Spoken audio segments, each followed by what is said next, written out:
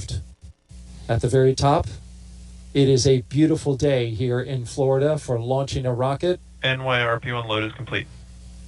As we wrap up loading the RP1 in the first stage boosters, we've just seen all three go completely filled. Now we await for all three of the LOX tanks inside the first stage booster to get to their full point. You can tell they're most of the way there. As you look on your screen there, you see the cold, the icy cold rocket condensing that Florida air.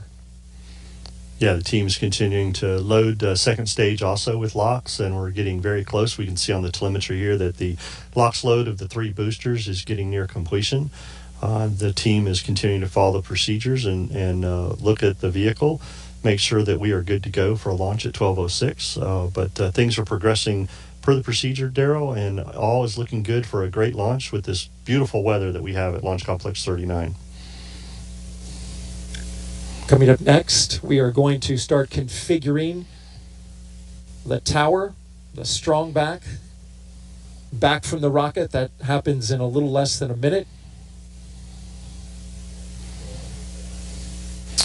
We just heard from the SMD and NOM that the spacecraft is verified on internal power, and things are looking good for the Europa Clipper spacecraft.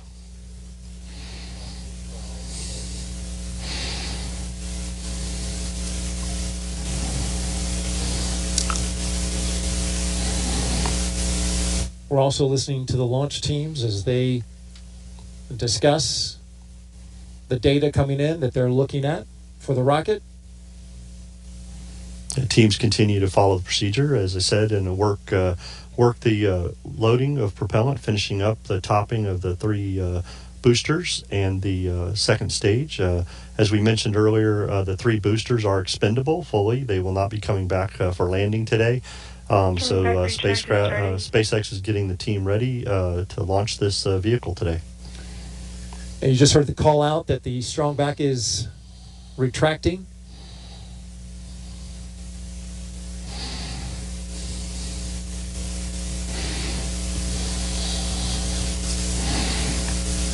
That strong back appears to have retracted.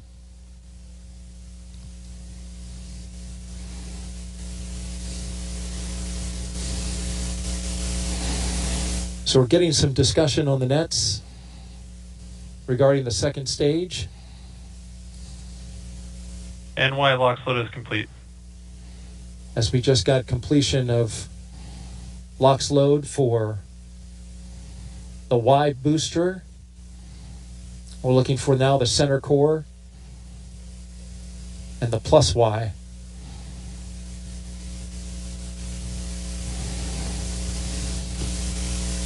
NLM, it's the LD on the count.net with a final status check.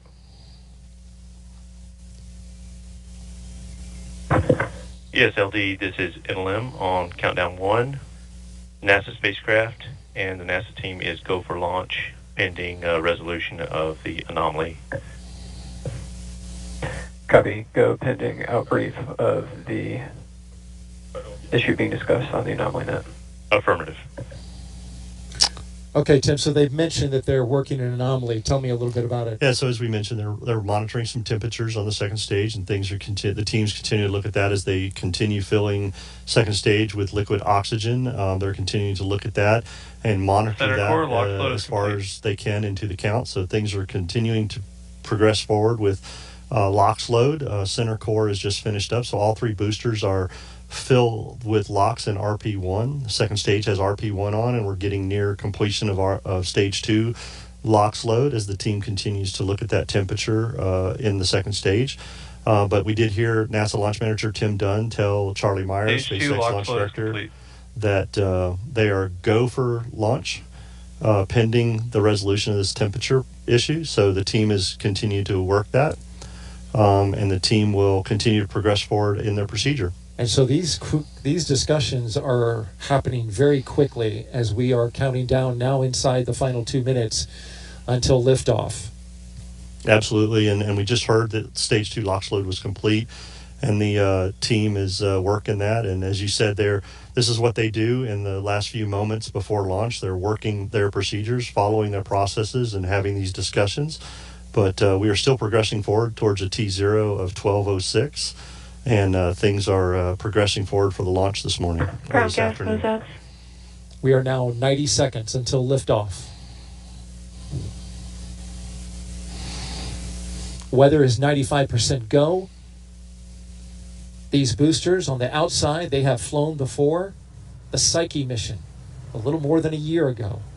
They are back on the pad along with a brand new center core booster and a spacecraft bound for the Jupiter moon Europa. Yeah, Daryl, I can confirm, listening to the Heavy teams, that everybody is go for launch. They have resolved the temperature issue they were looking at on second stage. Everybody's given the go for that, and Falcon is in startup, so the flight computer has taken over, and we're getting ready for the SpaceX launch director is go for launch. And there we hear Charlie Meyer say that SpaceX is ready for launch, and Europa Clipper getting ready to lift off. And there's a great update as now it vents out the locks inside the line of the transporter erector. We are inside of 30 seconds. 30 seconds and counting.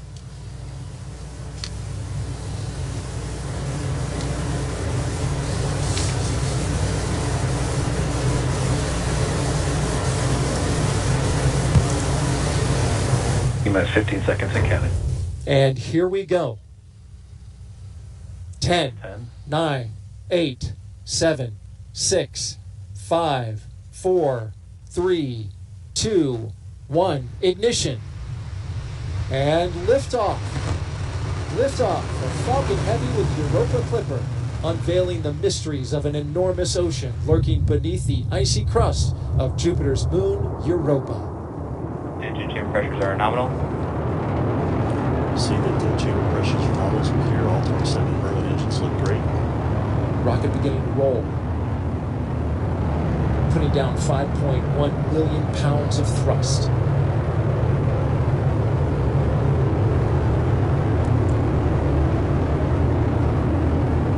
Coming up, they're going to back off those engines just a bit. So we're getting ready to head into max Power and telemetry nominal. We hear that power and telemetry on the vehicle are good there. Everything's looking really Falcon well. Heavy is supersonic. They have reduced power in the center core to get through maximum dynamic pressure on the launch vehicle. As we approach that, the two side boosters at full throttle. A beautiful shot there as our camera team Max Q. locking into the rocket on a clear blue sky. The view from the booster cam back down on Earth. And there we heard the call for max Q. The vehicle is passing through maximum dynamic pressure. Next thing up in about 2 minutes will be booster engine cutoff, where we see the two side booster engines, all 18, shut down and get ready for booster separation. But the vehicle is performing very well. Looking at all the telemetry that we have, power and trajectory are nominal. We've been flying for just under 2 minutes so far. Everything looking good.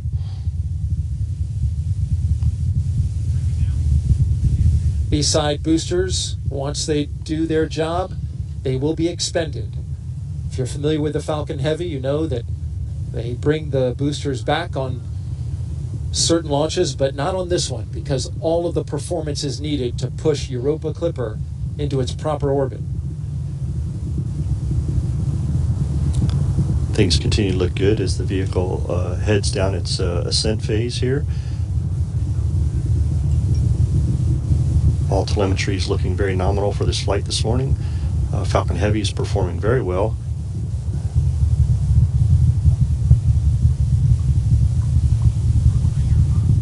Now we're just about 30 seconds away from separating those side boosters. Their engines will cut off first, then they will separate. MVAC is chilling. Starting to chill down that MVAC-D engine in the second stage. And that's where we need to get the engine chilled to the proper temperatures before flowing liquid oxygen and RP1 into it. So they're conditioning the engine to make sure things are ready for when it's ready to start up. Stand by for booster separation. Booster engine cutoff. Side booster separation confirmed. And there they go.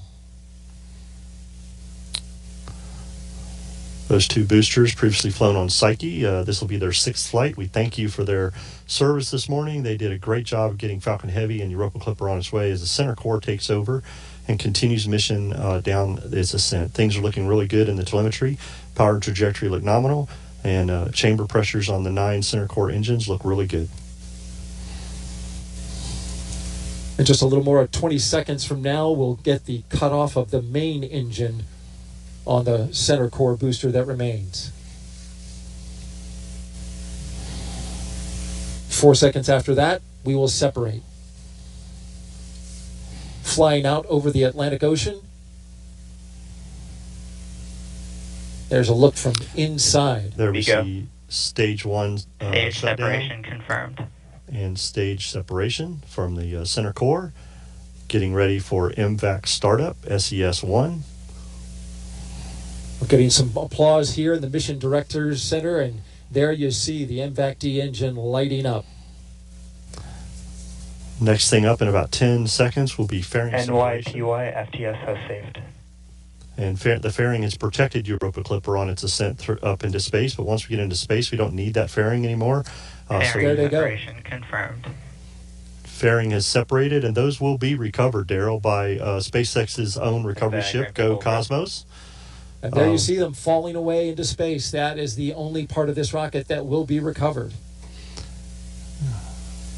The glow of the MVAC-D engine as it performs its first burn here. This is about a 3-minute and 47-second burn. Things are looking great. Matter of fact, this is one of the shortest first burns that has been done on a Falcon Heavy by SpaceX, but it is required to get us into that parking orbit for that long coast that we have to get ready for the interplanetary trajectory that we're going to need to get Europa Clipper on its way that we heard Jenny talk about to get those Earth assist slingshots as it heads on its way for its mission. So things looking really good this morning with the performance of the Falcon Heavy. MVAC is performing well, and everything looks good thus far in today's mission. Usually those burns are the other way around, with a longer first burn and the shorter second burn, but in this case, it is reversed. As we look at some crystal clear views of the MVAC-D engine, the stage 2 that's carrying Europa Clipper. Orbital light is shining both on the spacecraft, the second stage, and on planet Earth. Center core It is FTS beautiful. has saved. There we've heard that the flight termination system on the center core has been saved as it heads back to splash down. Things are looking good. I can tell you, Daryl, we had a beautiful weather day for launch, and as we're looking at MVAC flying in space with Europa Clipper, it is such a gorgeous view with Earth behind it, and so we could not have had a better day for a mission launch today. No doubt about it, Mick. It was simply gorgeous. We had a hurricane a week ago, but after that pushed out, it brought us in its wake near perfect weather for launch. And now we're into space, dealing with the harsh conditions up there. Stage 2 FTS is saved. Stage 2 has made its way into space far enough away for us to be able to safe the flight termination system from a safety perspective. We're about a minute away from second stage engine cutoff as we'll see the MVAC-D shut down and get ready for a long coast, getting Europa Clipper into that parking orbit and on its way for the next firing that we will have, the second stage, number 2, to get it into that interplanetary transfer orbit that we need to get Europa Clipper started. So things looking very well this morning. We're about 30 seconds from that stage engine cutoff, which we refer to as SECO 1. That's right. Stage 2 terminal guidance. Get into that coast phase. These views brought to you, of course, by ground stations across the track that are pulling in a high resolution data from the cameras. Burn looking good, just a few seconds away from cutting off from that first burn.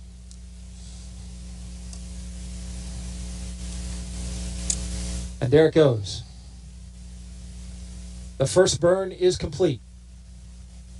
Yep, things look really well on the stage burn result. Apogee, perigee, and everything for the mission looks really good. Engine performance, very well performance by the second stage for this first burn. and things continue to look good as we head into this long coast for this parking orbit. It's a long coast, and we'll hit that second burn, roughly 3 minutes and 21 seconds long.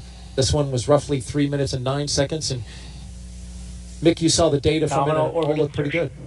Then there you go, the confirmation. We're hearing confirmation that we have nominal orbital insertion. As we were looking at the telemetry here, Daryl, that things looked very good. Stage 1 and Stage 2 performed very well on that ascent flight. And we'll continue to follow Stage 2 to get ready for that second burn. And then, of course, what we're really looking forward to, Europa Clipper separation. It's going to be a beautiful moment. If the pictures are as clear as we've seen so far, we will see it in all of its glorious detail. All right. We will continue monitoring the coast phase of the second stage with Europa Clipper, and we will bring that to you. Of course, any updates that we have, we'll check back in with you in a little bit, but for now, let's send it back to the host desk with Megan and Jenny. Oh, wow. I mean, if you're just joining us, welcome live to Kennedy Space Center in Florida, where we just saw a SpaceX Falcon Heavy rocket soar off the launch pad with the Europa Clipper spacecraft. I thought... I'm surprised you're here and composed, to tell you the truth. Yeah, you did a good job of keeping me upright watching the launch.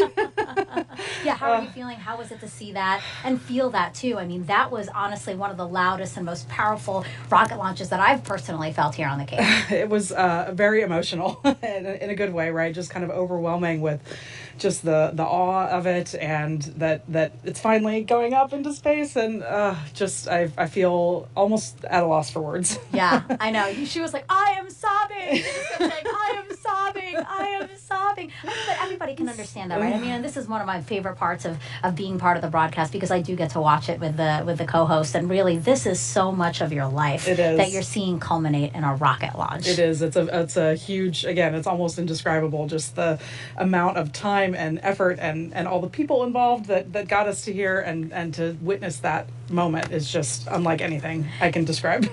And can you believe it? We are still very much at the beginning of this spacecraft's journey. It is headed for Jupiter's icy moon Europa, which scientists believe could be the best chance of finding the ingredients for life outside our planet.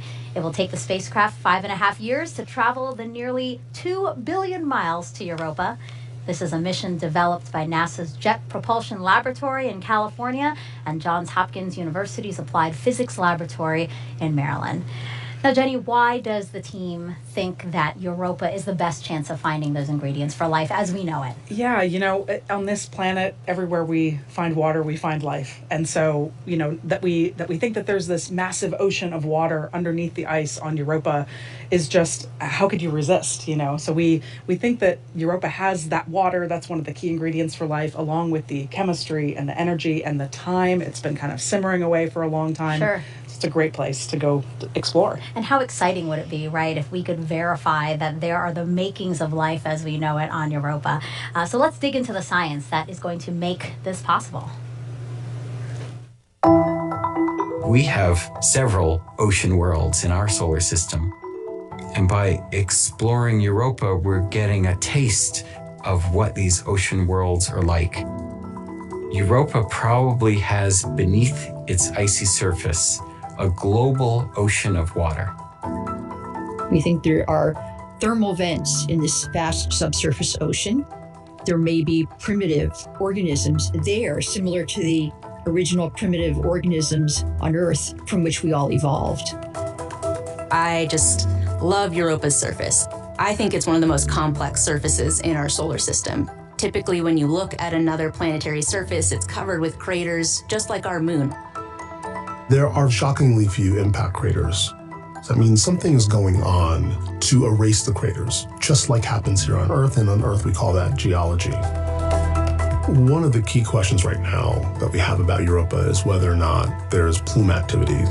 Plumes are one way that you can definitely get ocean material to the surface.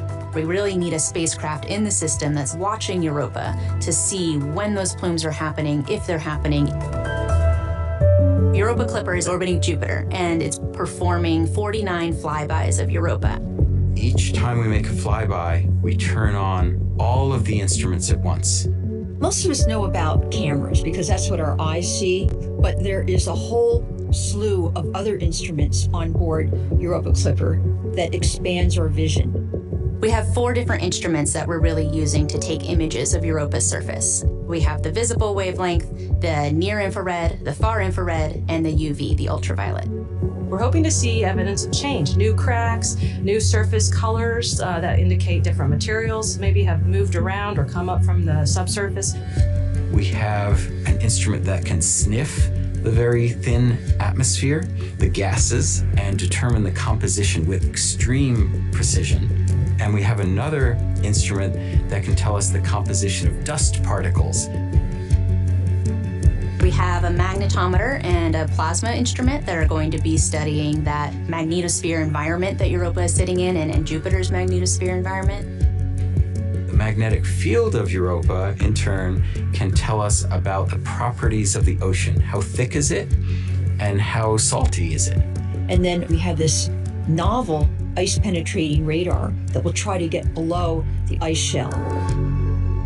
Last but not least, we have a gravity experiment using the communication system of the spacecraft. And from that, we can get essentially a map of the gravity field. We can get the shape, understand what's underneath, maybe even get some information on the depth of the ocean. It's really a sophisticated payload. The pictures that we are going to get back are going to be just fantastic. The legacy of Europa Clipper will be just a treasure trove of knowledge about this world. Just to find an environment that is similar to the one from which life arose on Earth would really be groundbreaking. It would be awesome. We don't know if Earth is the only place that life got started, or if it's really common. And a really important way to get at that is to understand, is there life elsewhere in our solar system?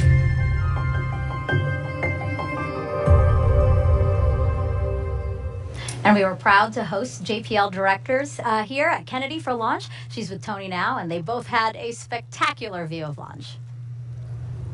That's right, Megan. What a spectacular sight indeed. And like you mentioned, we have a very special guest with us, JPL Director Lori Leshin. Lori, congratulations first off on what a beautiful launch and now an exciting mission ahead. What a great day. We're so excited. Thanks to SpaceX for the fabulous ride.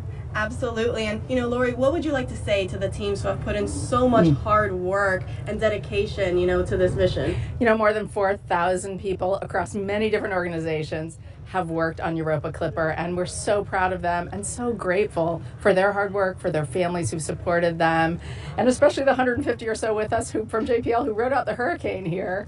Thank you. Absolutely. And, can you tell us a little bit more about why planetary missions are important in general that we go and study?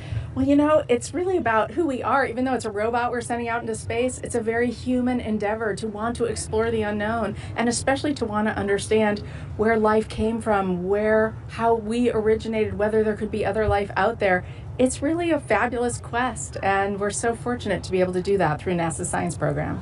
Definitely. And, can you tell us a little bit more about the Europa Clipper vault plate and why teams decided to include one? The vault plate is so wonderful. It builds on a great history. People know about the Voyager Golden Record, which carried messages from Earth into deep space. It's kind of following in that tradition, and to have a special poem written by Ada Limon, the U.S. Poet Laureate, we're over the moon, over Europa, about being able to carry her words with us and to carry 2.6 million names of Earthlings with us as we go explore Europa. Absolutely, a lot of special mementos on there indeed. Now that launch has occurred, what are some of those key milestones that the teams are going to be looking out for on its way, on Europa's way to Jupiter?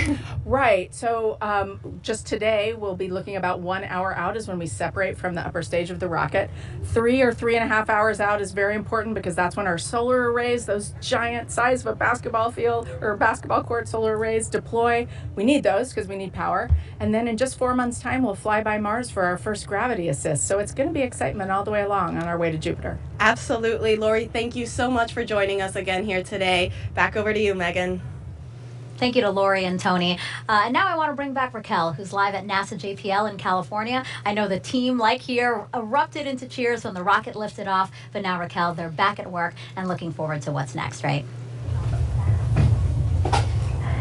That's right, there was lots of cheering over here, but now here is a live look from inside Mission Control. You can see the team is getting ready for Europa Clipper's next milestone. Now, we showed you them gearing up for this moment, and now they wait for acquisition of signal, but there's a lot happening in there that you can't see. That's why I caught up with Mission Manager Tracy Drain. So let's take a look at a behind-the-scenes breakdown. And Tracy, tell us about the space here in Mission Control. Here in Mission Control, you'll see a lot of folks who are paying attention to the configuration of the spacecraft before launch. But our main role is to catch the baby, that's Europa Clipper, so that we're ready to control it once it's well on its way. And you'll be right up front here with your headset on, talking to everyone in the room. Can you tell us what is going on behind the scenes? Sure. I, as mission manager, am making sure everything's running smoothly here and communicating status to our project manager in Florida. Next to me is the flight director, whose job is to do what their title sounds like, direct or guide the people in the room through the detailed steps of the procedure. So if the flight director is guiding the room, who in here is talking to the spacecraft? The primary engineer talking to the spacecraft is the ACE. They're paying attention to the link between the spacecraft and the deep space network on the ground. They actually get to hit the button that sends commands to the spacecraft when we're ready to do that. Behind them is Telecom, who is responsible for all the hardware on board, the radio, making sure that that's working so the spacecraft can communicate to the ground. And there are some other roles too who are ensuring that the data from the spacecraft is coming to this room properly. The phase lead sits over here, and her job is to understand all the things that are supposed to happen before and during launch, so that if things start to go a little sideways, she'll be heavily involved in making sure we understand how to deal with them. Navigation are assessing and understanding the track that the spacecraft is on once it separates from the launch vehicle, so that the antenna on the ground can point to it and track it. And then this row behind you, they're making sure Europa Clipper's healthy, correct? That's right. While systems here is ensuring that all of the different parts of the spacecraft work together, the folks back here are paying attention to individual pieces. Avionics and flight software are paying attention to the computer and the software that's running on board. Fault protection is ensuring that if something ran on board in response to a problem, we understand what that is. Power is ensuring things like the solar array and the battery are producing enough energy for the spacecraft. Thermal is making sure that everything stays within the right temperature ranges.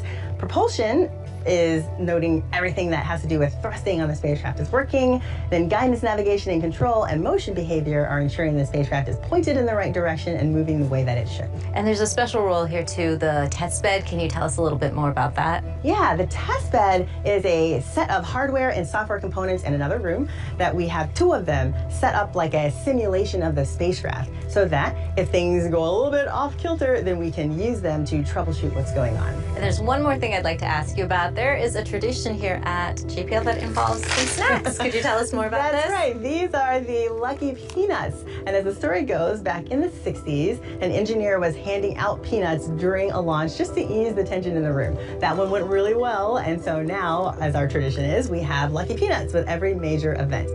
Lucky Peanuts! Thank you so much, Tracy. Absolutely, it's my pleasure. Thanks for having me.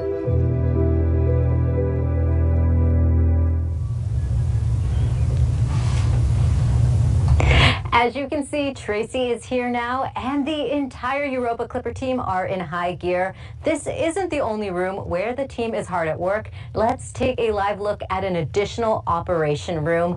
This is where an overflow of the team is working during and after launch. Megan, back to you. Thank you so much for that video and tour, Raquel, because it really was cool to see all the people, again, that is making this mission possible. And we have even more people for you all to meet. Take a look.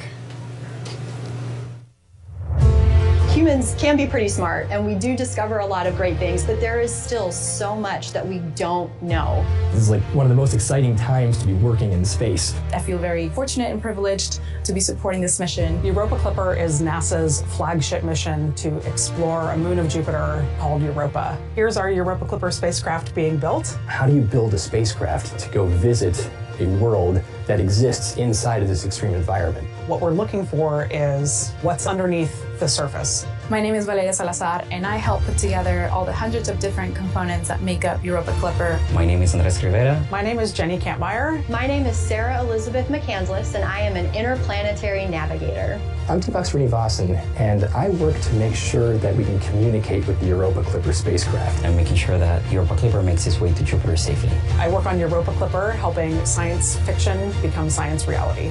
We're going to Europa to determine whether we have favorable conditions for life. Here on Earth, no matter what environment you're in, wherever there's water, we found life. We're going to investigate all those ingredients that we think have led to life as a whole. But to actually do that, a lot of engineering has to happen. There's no one person that is responsible for getting this spacecraft built, for designing our science campaigns. I'm helping enable solar system exploration, helping to enable exploration of the universe. We're doing some really humanity-changing science. It's a hard journey to get here. It felt like an impossible dream. For me personally, being an immigrant, I never really imagined that I would have the opportunity to participate in something like this. Just seeing it up here and knowing that it's going to be up in space, it's pretty humbling. Seeing it from its infancy to actual realized hardware, to get that on its journey to Europa, it's just going to be a wonderful feeling. It's been very motivating to see that a part of me will go to Jupiter. I'm contributing this tiny part of something that's going to help us understand better about our universe. We're going to be exploring literally the frontiers of life. Who knows what mission today is going to be that inspiration for the next generation. That's such an honor to be a part of.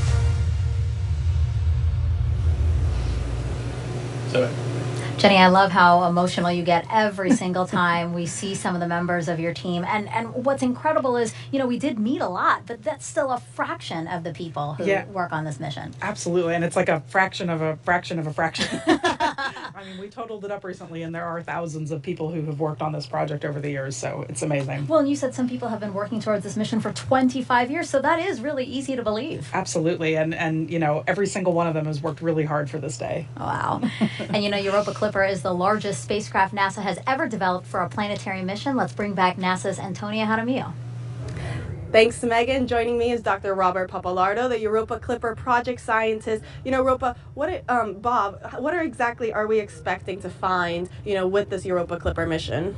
Well, the Europa Clipper carries the most sophisticated suite of instruments that we've ever sent to the outer solar system. It carries a radar that can penetrate through ice like a CAT scan to find liquid water. Super high resolution imaging. We'll be able to look for warm spots, plumes at Europa. All these wonderful techniques that combine together to tell us, could Europa be the kind of place that could support life today? That is very exciting. I mean, can you tell us a little bit more about how scientists will indeed confirm that Europa can support life, like you said? Sure. We want to understand whether Europa has the so-called ingredients for life. Liquid water, the right chemical elements, and then the energy that could support life. So understanding Europa as a whole can tell us whether those ingredients are there. And Europa is an ocean world. What kind of ocean are we looking at here? Is it going to be one like Earth that has, a variety of warmer, cooler waters, or are we looking at something entirely different? Probably not too dissimilar from cold oceans at Earth, Arctic oceans, but here covered with a layer of ice. But the temperature will be similar to Arctic oceans. It's probably salty. We're not sure how salty. And the pressure at the bottom of Europa's ocean is probably similar to the pressure at the bottom of the deepest point in Earth's oceans. Earth has a lot more gravity, but Europa's ocean is a lot deeper. That's very exciting. Now that Europa Clipper has launched, how does it feel for you, Bob, for the teams and everything now to see this mission on its way? Just overwhelming. That launch was incredible. And here we are. It's the culmination of so many years of work by so many people. And now we're on our way. And 6 years from now, we'll start getting great data from Europa. That is so exciting. I know all of us here are very much looking forward to that. Bob, thank you so much for joining us. We'll send it back over to you, Megan. And actually, Jenny, you and I were just talking. Bob is one of those people who has been working on this for 25 years. 25 years, right? And this is really kind of I know how much this moment means to him to finally get here. And yeah, him and, obviously many of his colleagues as well. But 25 years, can you believe that? Yeah, again, very composed for someone Yes. who, all of you are very, very composed. All right, so NASA made a point to keep the spacecraft as clean as possible before launching to its destination. Here's why that is so important.